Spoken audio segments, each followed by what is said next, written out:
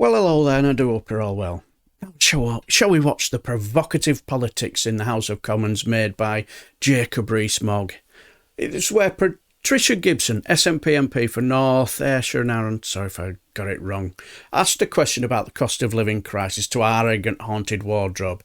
And I'll tell you why I found this exchange rather interesting.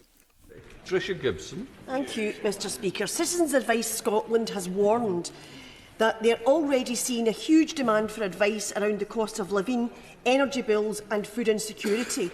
And the uncertainty around the future of the energy price guarantee beyond April is frightening for consumers, and that's not to mention the impact and insecurity faced by business. During the pandemic, the now Prime Minister kept U-turning on furlough extensions at the last minute. Will the Secretary of State offer reassurance and give at least some idea when a post-April energy price scheme could be established? Mr Speaker, let me offer the reassurance that if it weren't for the United Kingdom, there would not be this level of support for businesses and individuals in Scotland. They simply would not be able to afford it. It is the strength of the United Kingdom that is allowing this all-encompassing support to be provided, and that is what the government is doing. The package, as I said, is one of the most generous that any country in the world has introduced. We are supporting people through the winter and will ensure that there is focused support for the least well-off in future winters.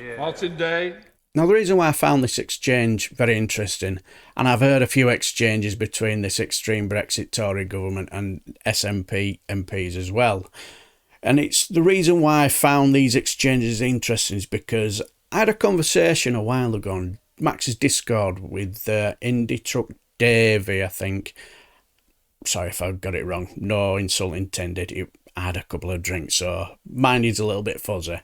And it was where he talked about social conscience or social construct. I can't quite remember what he said, but what he did say after, I do remember when he talked about we have to get away from this thought of Scotland should be proud to follow in the footsteps of what our little Englanders do, you know.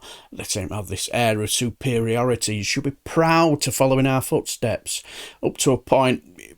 I'd never picked up on that before, but after that conversation, I picked up on it a lot. And when watching these exchanges between Conservative MPs and SNP MPs as well, he's bang on the money. Absolutely spot on.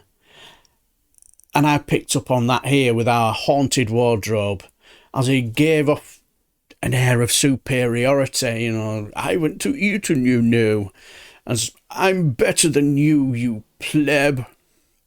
Well, what an idiot. He's just an idiot, and he just proves that he's how out of touch he is. But thank God he's not a minister anymore, and hopefully not an MP at the next general election as well. But what do you guys think? Leave your comments down below. And until the next time, I shall bid you farewell and take care.